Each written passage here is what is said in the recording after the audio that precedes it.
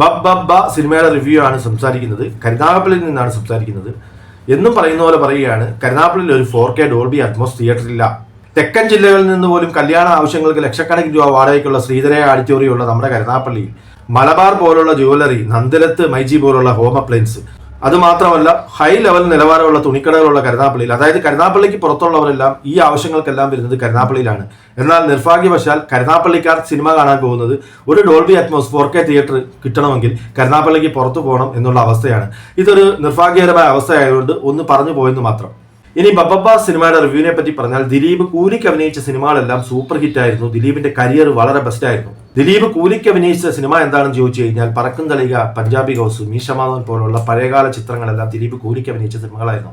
അതിനുശേഷം ദിലീപ് സ്വന്തമായി സംവിധാനത്തിൽ കൈകടത്താൻ തുടങ്ങിയതിനു ശേഷമാണ് വില്ലാളി വീരൻ, നാടോടി മന്നൻ പോലുള്ള സിനിമകളാണ് പിന്നീട് കണ്ടത്.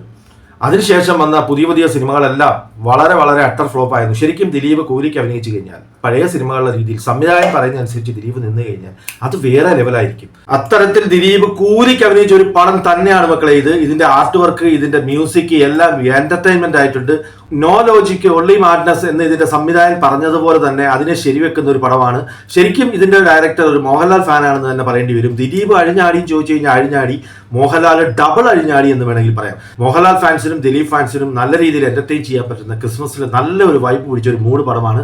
എല്ലാ തരത്തിലുള്ള പ്രേക്ഷകരെ ഇഷ്ടപ്പെടുമെന്ന് ചോദിച്ചാൽ ഒരുമാതിരി എല്ലാ തരത്തിലുള്ള, കാരണം വളരെ പഴയ ആൾക്കാർ ഒരുപക്ഷെ ചിലപ്പം ഇതിനെ എതിർപ്പ് പ്രകടിപ്പിച്ചാലും ന്യൂജൻ ജെൻസി ജനറേഷൻ മാത്രമല്ല അതിന് മുന്നേ ഉള്ള ജനറേഷൻ എല്ലാം ഒരുപോലെ എന്റർടൈൻ ചെയ്യുന്ന, നമ്മുടെ ഗുഡ് ബാഡ് അഗ്ലി ഒക്കെ പറയുന്നവർക്കുള്ള എന്റർടൈൻ ചെയ്യാൻ പറ്റുന്ന, ഒരു ദിലീപ് ഫാൻസിനും മോഹൻലാൽ ഫാൻസിനും ഒരുപോലെ എന്റർടൈൻ ചെയ്യാൻ പറ്റുന്ന ഓരോ വ്യക്തികൾക്കും നല്ല നല്ല രീതിയിൽ അറിഞ്ഞ് ദിലീപ് പണിഞ്ഞ് കൊടുത്തിട്ടുള്ള ഡയലോഗുകൾ ഫസ്റ്റ് ഹാഫിലൊക്കെ ഈ സിനിമയിൽ പല പല സീനുകൾ കാണാൻ പറ്റും. പിന്നെ ഒരു സ്പൂഫ് പടമാണ്, ഈ പറഞ്ഞ ആറാട്ട് പോലുള്ള സിനിമയാണ്. പക്ഷെ ആറാട്ടിൽ അത് വർക്കായില്ല, പക്ഷെ ഇവിടെ അത് വർക്കായി.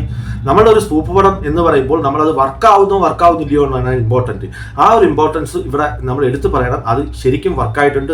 ഒരു സ്റ്റേറ്റിനെതിരെ തന്നെ ദിലീപ് ഫൈറ്റ് ചെയ്യുന്ന രീതിയിലുള്ള ഒരു പടം തന്നെയാണ്. ദിലീപിന് പറയാനുള്ള കാര്യങ്ങളെല്ലാം കൃത്യമായിട്ട് ദിലീപ് ഈ പടത്തിൽ പറഞ്ഞിട്ടുണ്ട്. അത് ഇൻഡയറക്ട്ലി നല്ല രീതിയിൽ കൊള്ളേണ്ടവർക്ക് കൊള്ളുന്നുണ്ട്. പക്ഷേ സ്ഥലകാല സംഭവങ്ങളോ അല്ലെങ്കിൽ തെളിവ് സഹിതമോ അല്ലെങ്കിൽ ഇന്ന സംഭവങ്ങളൊന്നും പറഞ്ഞ് റെഫറൻസ് ഒന്നും വെച്ച് ചെയ്യാത്തത് കൊണ്ട് ആർക്കും ഇതിനെ എതിർക്കാനോ മറ്റും പറ്റില്ല എന്നുള്ള കാര്യം നമ്മൾ എടുത്തു പറയേണ്ടതാണ്.